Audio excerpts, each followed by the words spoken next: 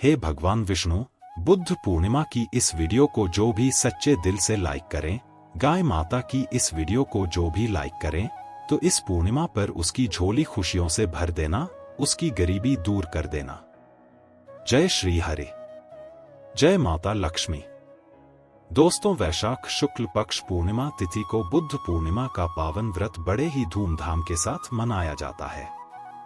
इस वर्ष वैशाख शुक्ल पक्ष पूर्णिमा तिथि 23 मई 2024 दिन बृहस्पतिवार को मनाया जाएगा।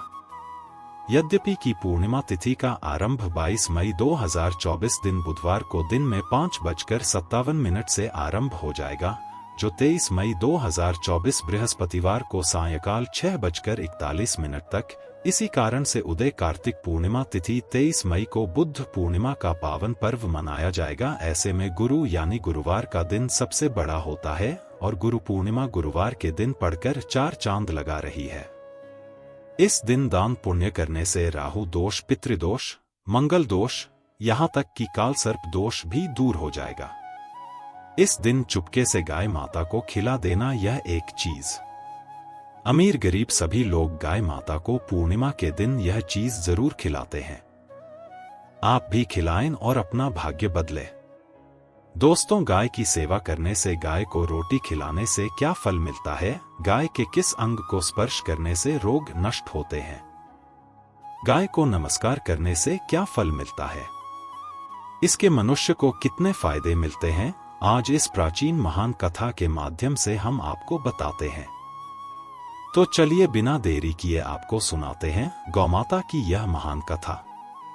दोस्तों, एक बार देवर्षि नारद भगवान श्री कृष्ण से मिलने के लिए द्वारका नगरी में पधारते हैं। भगवान श्री कृष्ण के पास आकर नारद जी उन्हें प्रणाम करते हैं। देवर्षि नारद को देखकर भगवान श्री कृष्ण प्रसन्न हो जाते हैं और पूछने लगते हैं, ही देवर्ष, आपका द्वारका में स्वागत है। आज किस प्रयोजन से द्वारका में आने का आपने निर्णय लिया? देवर्षि नारद हर्ष के साथ कहने लगते हैं, हे प्रभु, आप तो सब कुछ जानते हैं, फिर भी इस डांस से पूछ रहे हैं। भला आपसे कोई बात छिपी हुई है? मेरे मन में क्या प्रश्न है, आपको भली भांति पता है। भगवान श्री कृष्ण कहते हैं, ही देवर्षि, मैं आपकी द्विधा को जानता हूँ और यह भी जानता हूँ कि आप समस्त मनुष्य जाति के कल्याण के लिए ही आज यहाँ पर पधारे हैं। आप निसंकोच होकर पूछे आपके मन में जो भी प्रश्न। फिर देवर्षि कहने लगते हैं, हे प्रभु, यदि आप चाहते हैं तो मैं आपसे एक प्रश्न पूछने की चेष्टा करता हूँ। प्रभु, मैं आज पृथ्वीलोक का भ्रमण कर रहा था तो मैंने बड़ा ही विचित्र दृश्य देखा। मैंने देखा कि कुछ दुष्ट मनुष्य गायों को मार रहे थे, वहीं दूसरी ओर कुछ मनुष्य गायों की पूजा भी कर रहे थे। तो प्रभु, यह दृश्य देखकर मुझे बड़ी बैठा हुई मनुष्य खुद के स्वार्थ के लिए निष्पाप पशुओं पर अत्याचार क्यों करता है? हे प्रभु, मेरे मन में यह जानने की जिज्ञासा हो रही है कि जो मनुष्य गाय की सेवा करता है, उसकी पूजा करता है, उसे क्या फल मिलता है, और जो पापी गायों पर अत्याचार करता है, उन्हें कौन सा दंड मिलता है? इस प्रकार से नारद जी द्वारा पूछे जाने पर भगवान श्री कृष्ण मुस्कुराते हुए कहने लगते हैं, देवर्ष, आपने बहुत ही उत्तम प्रश्न किया है। जो गायों को कष्ट देता है, उसे तो उसके पाप कर्मों के लिए नरक में दंड अवश्य मिलता है, किंतु जो गायों की सेवा करता है, उन्हें उत्तम लोक की प्राप्ति होती है। गायों की सेवा करने से पृथ्वी लोक पर और परलोक में मनुष्य को कौन सा फल मिलता है, मैं आपको इस कथा के माध्यम से समझाता हूँ। ही देवर्षि, आप इस कथा को ध्यान से पूरा जरूर सुने। इस कथा को जो भी मनुष्य सुनता है और इसका प्रचार करता है, उसके समस्त पाप नष्ट हो जाते हैं, उसे धन धान्य की प्राप्ति होती है और मृत्यु के बाद वह मेरे धाम गोलोक में जाता है। बेवश कहने लगते हैं, हे प्रभु, यह मेरा सौभाग्य है कि आपके मुख से मुझे यह कथा सुनने को मिल रही है। मैं इस कथा को ध्यान से पूरा सुनूंगा और इसका प्रचार मनुष्यों में करूंगा। भगवान श्री कृष्ण कहते हैं, ही देवर्ष, प्राचीन काल की बात है, पृथ्वीलोक पर वैवस्वत मनु के वंश में एक दिलीप नाम के राजा हो गए हैं। महाराजा दिलीप धर्म का पालन करने वाले गुणवान, चरित्रवान तथा महापराक्रमी थे। उन्होंने धर्म पूर्वक पृथ्वी का पालन किया और अपनी प्रजा को सदैव ही प्रसन्न रखा। उनकी प्रजा सदैव उनसे संतुष्ट रहती थी। मगर देश की राजकुमारी दक्षिणा महाराज दिलीप की पत्नी थी। महाराज दिलीप और महारानी दक्षिणा बड़ी ही प्रसन्नता से रहने लगे थे, किंतु अनेक वर्ष बीत जाने के बाद भी महारानी के गर्भ से कोई संतान नहीं हुई। तब महाराज दिलीप एकांत में बैठकर सोचने लगे कि मैंने कभी कोई पाप नहीं किया है और मैंने सदैव ही धर्म के मार्ग पर चलकर ही सभी कार्य किए हैं, फिर भी मेरे किसी दोष के कारण मुझे संतान प्राप्ति नहीं हो रही है। इतना सोचकर वे बहुत चिंतित हो गए। फिर उनके मन में एक विचार आया कि इस समस्या का समाधान केवल गुरु वशिष्ठ जी ही कर सकते हैं। वे ही मुझे मेरे दोस्त के बारे में बताएंगे और पुत्र प्राप्ति के लिए कोई उपाय बताएंगे। इतना सोचकर महाराज दिली अपनी पत्नी के साथ गुरु वशिष्ठ जी के आश्रम पर पहुंच गए। आश्रम पर वशिष्ठ जी नित्य कर्म ध्यान आदि कार्य समाप्त करके अपनी पत्नी अरुंधति के साथ बैठे हुए थे। उसी समय महाराज दिलीप रानी के साथ उनके पास जाते हैं और उनका दर्शन करते हैं। वशिष्ठ जी ने महाराज दिलीप का स्वागत किया और उनकी पत्नी अरुंधति ने महारानी का स्वागत किया और उनका कुशल मंगल पूछते हुए उन्हें आशीर्वाद दिया। वशिष्ठ जी महाराज दिलीप से कहने लगे, हे राजन, सब कुशल मंगल तो है ना? आप और महारानी का आज अचानक वन में मेरी कुटिया में पधारने का क्या प्रयोजन है? किस कारण से एक महान सम्राट को अपना राजपाट छोड़कर इस वन में आना पड़ा? इस वाक्य कुल के सभी राजा महाराज पुत्र उत्पन्न करके उन्हें अपना राज्य सौंपकर तपस्या करने के लिए वन में आते हैं, किंतु आप अभी भी जवान हैं, आपने अभी अभी राज्य का कार्यभार संभाला है, आपने अभी तक पुत्र भी उत्पन्न नहीं किया है, फिर आप ऐसे अपना राजपाट छोड़कर वन में क्यों चले आ गया? यह आप जैसे महान सम्राट को शोभा नहीं देता है। फिर महाराज दिलीप कहते हैं, हे महर्षि, मैं आपके यहाँ पर तपस्या करने के लिए नहीं आया हो। गुरुदेव, मैं आपके पास सहायता मांगने के उद्देश्य से आया हूँ, कृपया आप मेरी सहायता कीजिए, मैं बहुत दुख में हो। फिर महर्षि अगस्त्य कहते हैं, हे राजन, आपके जैसे महान सम्राट को भला किस बात की सहायता चाहिए? आप तो स्वयं सभी की रक्षा एवं सहायता करने में सक्षम है। महाराज दिलीप कहते हैं, हे गुरुदेव, मैं आपके पास यह जानने के लिए आया हूँ कि किसी दोष के कारण मुझे अभी तक पुत्र की प्राप्ति नहीं हुई है। कृपया आप अपनी दिव्य शक्ति से जानकर मुझे मेरा दोष बताइए और उस दोष के निवारण के लिए उपाय भी अवश्य बताइएगा। पुत्र के बिना मेरा जीवन व्यर्थ हो जाएगा, मुझे मुक्ति नहीं मिलेगी। तब महर्षि अगस्त्य कहते हैं, हे राजन, यह तो आश्चर्य की बात है, मैं अवश्य आपकी सहायता करूंगा। फिर महर्षि अगस्त्य अपनी दिव्य दृष्टि से महाराज के भूतकाल को देखने लगते हैं तो उन्हें राजा की एक भूल के बारे में पता चलता है। महर्षि अगस्त्य महाराज से कहते हैं, हे राजन, आपसे एक बड़ी भूल हुई है जिसका आपको ज्ञान नहीं है। जब आप इंद्रलोक में देवराज से मिलकर लौट रहे थे, तभी मार्ग में एक कल्प वृक्ष के नीचे खड़ी गाय और उसके बछड़े को आपने दो लक्ष्य कर दिया था। वह गाय और उसका बछड़ा अत्यंत भूखे और कष्ट में थे। आपने उस कामधेनु गाय को न भोजन कराया और न ही उसे नमस्कार किया। उस गाय ने आपसे सहायता भी मांगी, किंतु आप अपनी प्रसन्नता में खोए हुए थे और आपको उस गाय की पुकार भी सुनाई नहीं दी। आपकी कृतज्ञता को देखकर वह गाय अत्यंत दुखी हुई और उसने आपको श्राप दे दिया है। हे राजन, जो मनुष्य गाय को कष्ट में देखकर उसकी सहायता नहीं करता, भूखी गौ माता को भोजन नहीं करना था, उसे तो महापाप लगता है और उसी गाय के श्राप के कारण आपकी कोई संतान नहीं है। इस प्रकार से महर्षि अगस्त्य ने महाराज दिलीप को उनके दोस्त के बारे में बता दिया, जिसे सुनकर महाराज बहुत दुखी हुए और पश्चाताप करते हुए कहने लगे, हाय, ये मैंने क्या कर दिया? मुझ पर धिक्कार है। मेरी ही मूर्खता के कारण एक गाय को और उसके कोमल बछड़े को इतना दुख सहन करना पड़ा। मुझे तो अब राजा बने रहने का भी अधिकार नहीं है। महाराज महर्षि अगस्त्य से कहते हैं, हे गुरुदेव, मैं अपनी इस भूल को सुधारना चाहता हूँ, कृपया आप ही मुझे कोई उपाय बताइए जिससे मैं इस घोर पाप से मुक्ति पा सकूं। मेरा अपराध क्षमा के योग्य नहीं है, किंतु फिर भी मैं प्रायश्चित करना चाहता हूँ। फिर महाशय अगस्त कहने लगते हैं, हे राजन, आप दुखी न हो, इस दोष से मुक्ति का उपाय अवश्य है।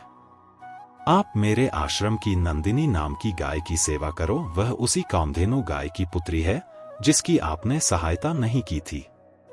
अपनी पत्नी के साथ मिलकर तुम उस गाय की सेवा करो, उसकी आराधना करो, वह तुम्हें अवश्य पुत्र प्रदान करेगा।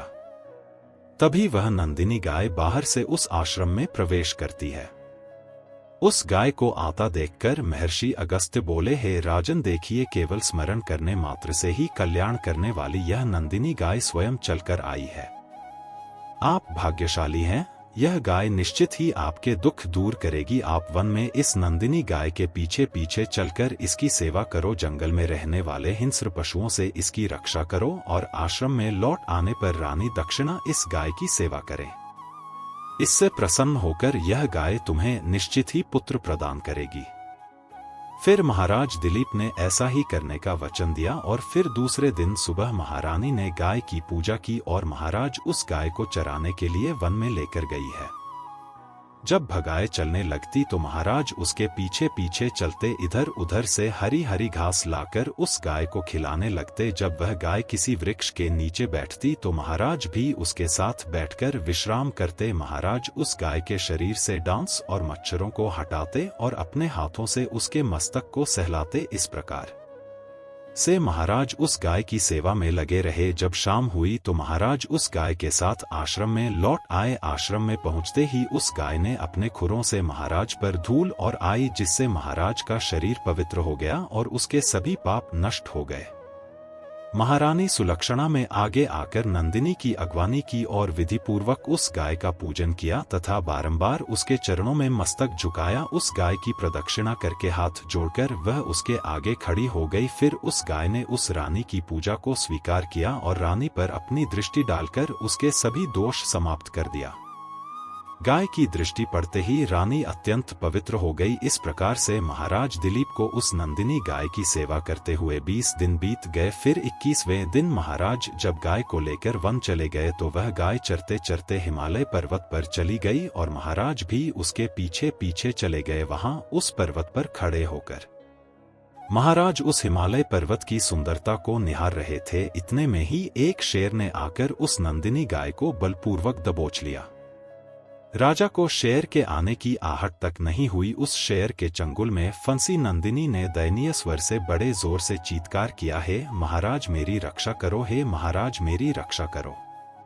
जैसे ही महाराज ने उस गाय की पुकार सुनी तो उन्होंने देखा कि एक भयंकर शेर ने उस गाय को दबोच लिया है और उस गाय की आंखों से आंसुओं की धारा बह रही है, जिसे देखकर महाराज व्यथित हो उठे और उन्होंने तुरंत ही अपना बाहर निकाला और धनुष की डोरी पर रखा और उस शेर को मारने के लिए प्रत्यंचा खींची। उसी समय उस शेर ने महाराज की तरफ देखा। उस शेर की दृष्टि पड़ते ही महाराज का शरीर स्तब्ध हो गया, उनकी शक्ति क्षीण हो गई, उनका सारा बल नष्ट हो गया के अंदर उस बांड को छोड़ने की भी शक्ति नहीं रही। फिर वह शेर उस महाराज से बोलने लगा, हे राजन, मेरे ऊपर प्रहार करना तुम्हारे बस की बात नहीं है, क्योंकि भगवान शिव मेरी ही पीठ पर पैर रखकर नंदी पर बैठते हैं।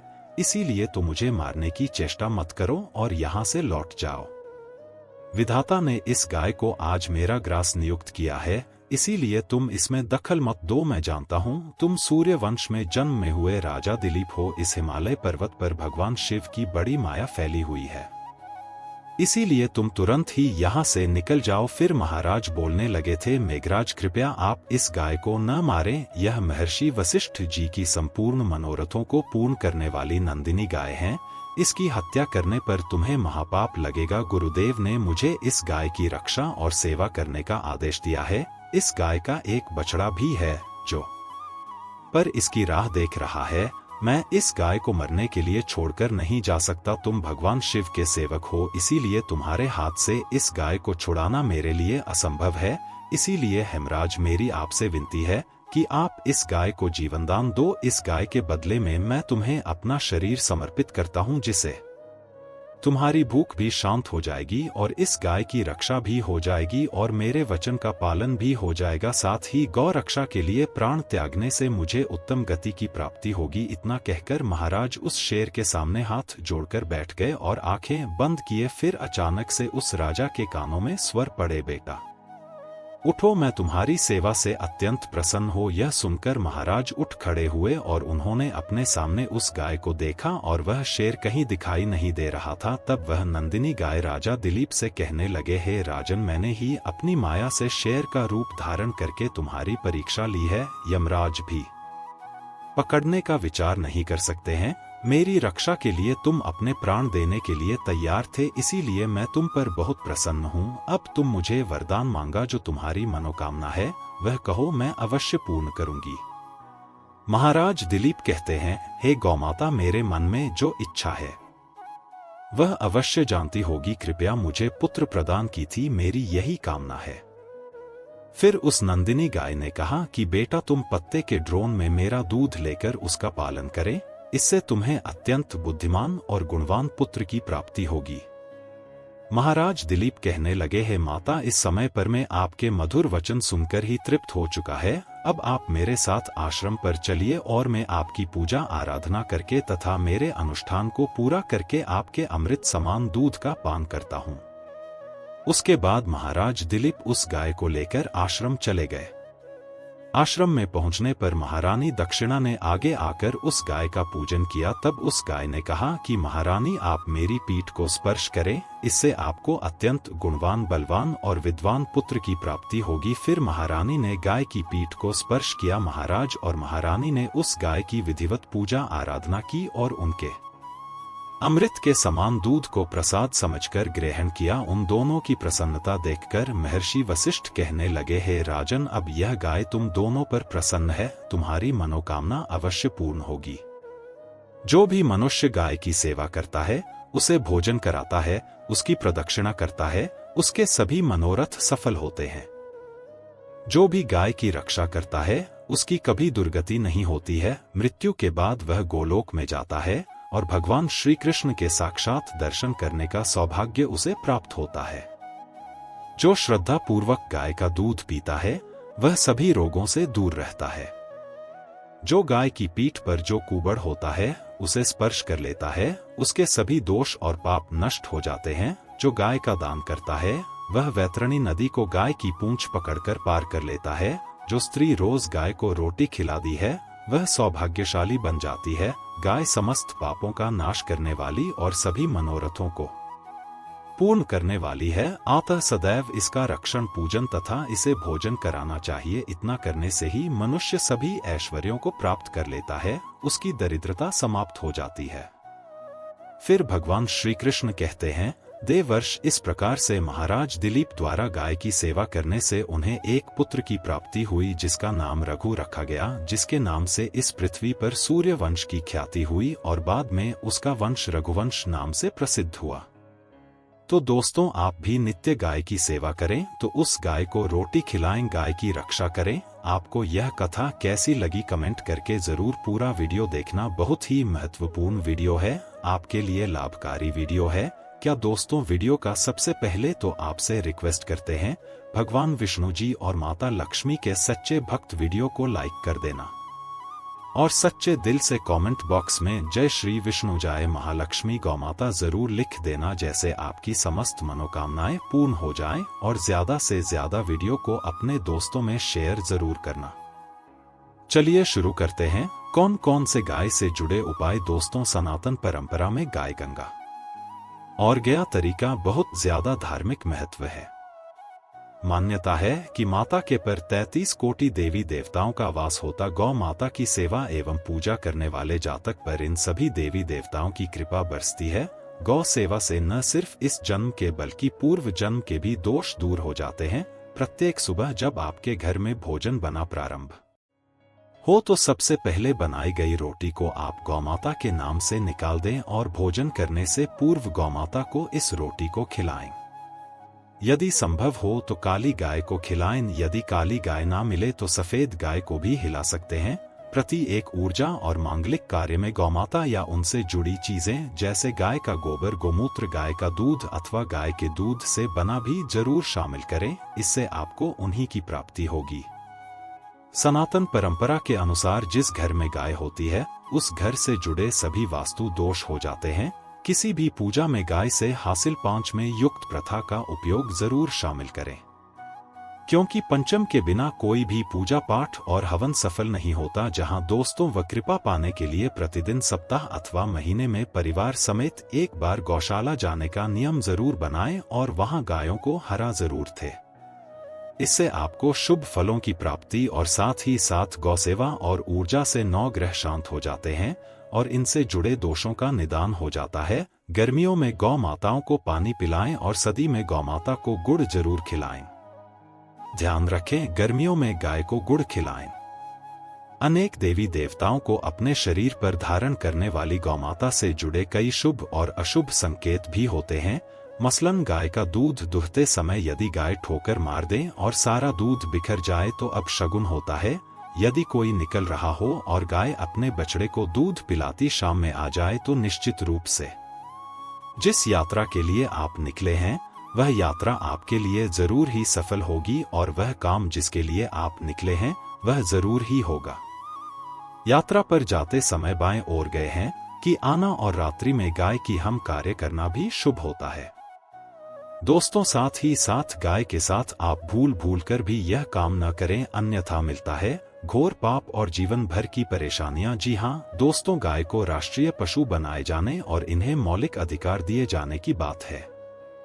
तो सवाल उठता है कि गाय जब भारतीय संस्कृति का अहम हिस्सा है तभी गाय के साथ लोग खराब व्यवहार कैसे करे लेते हैं। गाय दर दर भटकती रहती है, हर पर इन्हें चारा तक लोग नहीं देते का। जब तक दूध देती रहती है तो उनकी सेवा होती है और जैसे ही दूध देना बंद कर देती है तो लोग इन्हें उनकी किस्मत पर छोड़ देते हैं। सड़कों पर और गलियों में भटकने के लिए ऐसे में गोवंशी जीवों को कोई डंडे से मारता है तो कोई उन पर पानी डाल देता है। कभी वाहनों से इन्हें ठोकर लग जाती है तो बीमार होकर बेचारी गाय दम तोड़ देती है। ऐसे में जरूरत है इन बातों को कि गाय को लेकर शास्त्रों में क्या कहा गया है, गाय के साथ आपको कैसा व्यवहार करना चाहिए। क्या आप दोस्तों, गाय को कभी भी मारना पीटना नहीं चाहिए। शास्त्रों में गाय को माता का दर्जा दिया गया है। गाय को मारने पीटने वाला माता को मारने पीटने वाले के समान पाप का भागी माना जाता है। ऐसे घरों को नरक लोक में वर्षों तक भोगना पड़ता है, अगले जन्म में मिलता है। तथा है कि गौतम मुनि ने गलती से गाय को डंडा मार दिया जिससे गाय की मृत्यु हो गई थी और इस पाप से मुक्ति के लिए इन्हें वर्षों तक तपस्या करने पर भगवान श्री कृष्णा जी ने स्वरूप में आए वृत्तासुर का वध कर दिया था, जिससे मुट्ठी के या भगवान श्री कृष्णा को संपूर्ण तीर्थों को एक झुंड में बुलाना पड़ा और इस कुंड में स्नान से मुक्त हो गए थे। साथ ही साथ जो लोग पानी पी रहे को भगाते हैं वे घोर पाप के भागी बनकर ना भोगते हैं, ऐसा पुराणों में बताया गया है। जबकि जो लोग गाय के लिए या और चारागृह बनवाते हैं वह मां होते हैं। ऐसे लोग घोर पाप से मुक्त होकर स्वर्ग पाए जाते हैं और बड़े ही धनवान कुंड में जन्म लेकर सुख भोगते हैं। और साथ ही साथ आराम कर रही गाय को कष्ट देकर कभी भी उठाना नहीं चाहिए। कहते हैं कि जिस स्थान पर गाय बैठी है वहां से नकारात्मक ऊर्जा समाप्त हो जाती है। गाय के बैठने की जगह को जो लोग नियमित साफ रखते हैं वे पूर्व जन्म में किए गए जाने अनजाने में पापों से मुक्ति हो जाते हैं और गोलोक में स्थान पाते हैं। गाय को डंडा मारकर उठाना, पानी डालकर उठाने से मनुष्य पाप का भागी है और अगले जन्म में उसे दर दर भटकना पड़ता है। और साथ ही साथ शास्त्रों में बताया गया है कि गाय का दूध उसके बछड़े के लिए होता है। गाय के बछड़े से हुआ दूध ही मनुष्य को लेना चाहिए, परंतु कुछ लोग एक बार गाय को दो लेने के बाद फिर से बछड़े के लिए हुआ दूध भी हो लेते हैं। ऐसा करना घोर पाप कहा जाता है। ऐसे दूध को दो हारने वाला और ग्रहण करने वाला दोनों ही पाप के भागी बन जाते हैं। दोस्तों, साथ ही साथ शास्त्रों में कहा गया है कि गोवंश यानी गाय और बैल के नहीं बैठना चाहिए। इनके एक पर बैठने से महापाप लगता है। ऐसे लोगों की यातना भोग गर्मी पड़ती है। एकमात्र महादेवी के अंश से उत्पन्न नंदी ही गौवंश की है, जिस पर महादेव और महादेवी सवारी करती है। क्योंकि नंदी ने स्वयं अपनी इच्छा से महादेवी की सवारी बनना स्वीकार किया था। और साथ ही साथ शास्त्रों में गाय के दान को बहुत ही महत्व दिया गया है, परंतु ऐसी गाय का दान कभी नहीं करना चाहिए जो बूढ़े और बीमार हो। कठोपनिषद में नचिकेता की कथा भी इस गर्भ में है कि जिस नचिकेता ने पिता द्वारा बूढ़ी गाय को दान करने पर आपत्ति जताई थी। दूध देने वाली और बछड़े सहित जो लोग गाय का दान करते हैं महान पुण्य को हासिल करके स्वर्ग में स्थान पाते हैं। दोस्तों, साथ ही साथ सूर्य चंद्र मंगल शुक्र की युति राहों से हो तो पितृदोष होता है। यह भी मान है कि सूर्य का संबंध पिता से एवं मंगल का संबंध रक्त से होने के कारण सूर्य यदि शनि राहु या केतु के साथ स्थित हो या दृष्टि संबंधी हो तथा मंगल की युति राहु या केतु से हो तो पितृ दोष होता है। इस दोष से जीवन संघर्षमय बन जाता है। यदि पितृ दोष हो तो गाय को प्रतिदिन या किसी भी एकादशी कोई किसी पूर्णिमा के दिन या अमावस्या को रोटी गुड्स चारा आदि खिलाने से पितृ दोष समाप्त हो जाता है। साथ ही साथ देसी गाय की पीठ पर जो खुद को बड़ा होता है वह बृहस्पति गुरु है। जन्मपत्री में यदि बृहस्पति नीच राशि मकर में वो सफल होगी। और साथ ही साथ यह संकेत भी जाने यदि आप यात्रा पर जा रहे हैं और सामने आपके गाय पर जाए अथवा अपने बछड़े को दूध पिलाती हुई सामने गाय दिखाई दे जाए तो समझ जाना कि वह यात्रा आपके लिए जरूर ही सफल होगी। और साथ ही साथ घर में गाय होती है उसमें वास्तु दोष स्वतः ही समाप्त हो जाता है। और साथ ही साथ आपको बता दें कि गाय को आप जो भी रोटी बनाए प्रतिदिन ताज़ी रोटी ही बनाएगा। को अगर आपने रोटी बनाई है तो कोशिश करें कि उस रोटी को आप तुरंत ही गाय को दे दें। अगर आप उस रोटी को रख देंगे और उस रोटी को अगले रोटी मानी जाएगी, गाय को कभी भी बासी रोटी न दें। इससे घर में नकारात्मक ऊर्जा वास करती है और जो भी कार्य आपके बनने वाले होंगे वह कार्य भी आपके बिल्कुल भी नहीं बनेगी। इससे आपके घर में हमेशा दरिद्रता आवास रहेगा और आप जिस भी कार्य को करेंगे उस कार्य में आपको हमेशा असफलता ही हाथ लगी। इसलिए को कोशिश करें गाय को रोजाना ताज़ी रोटी बनाकर खिलाएं और रोटी को बिल्कुल ना रखें। बासी रोटी गाय को न दें और साथ ही साथ सदी की गाय को नहीं खिलानी चाहिए कि घर में कोई फल है कोई सब्जी है सर जाए तो लोग क्या करते हैं गाय को खिला देते हैं। नहीं, ऐसा नहीं करना चाहिए। ऐसा करने से यदि आप गाय को खिलाते हैं तो और पाप के भागी बन जाते हैं। आप बिल्कुल भी सड़ी गली चीजें गाय को खिलाएं और साथ आटे की लोइयां बनाकर उनके ऊपर हल्दी लगाई। इसके बाद आप उन 11 दोषियों को एक एक करके को खिलाएं। प्रत्येक लोई को खिलाते समय गाय के सींगों पर हाथ फेरें, पीठ पर हाथ फेरा, मस्तक पर हाथ फेरा। माता कहा कि आप चरण स्पर्श करें। जहां दोस्तों ऐसा करने से आपके समस्त कार्य बनने लगेंगे। जो दुख का समय चल रहा है वह भी समाप्त होगा। आपके जीवन में खुशियां ही खुशियां होंगी। और एक बार आप 7 बार गाय की विक्रमा भी कर लें तो आपके समस्त कार्य पूर्ण होंगे। साथ ही साथ आप गाय को जब भी रोटी दे रोटी पर या तो आप थोड़ी हल्दी लगा लें या थोड़ा गुड़ रख लें, तब गाय को के लिए आशा है आज की प्रस्तुति आपको समझ आ गई होगी। पर वीडियो अच्छा लगा हो तो चैनल को सब्सक्राइब करके वीडियो को लाइक जरूर कर देना।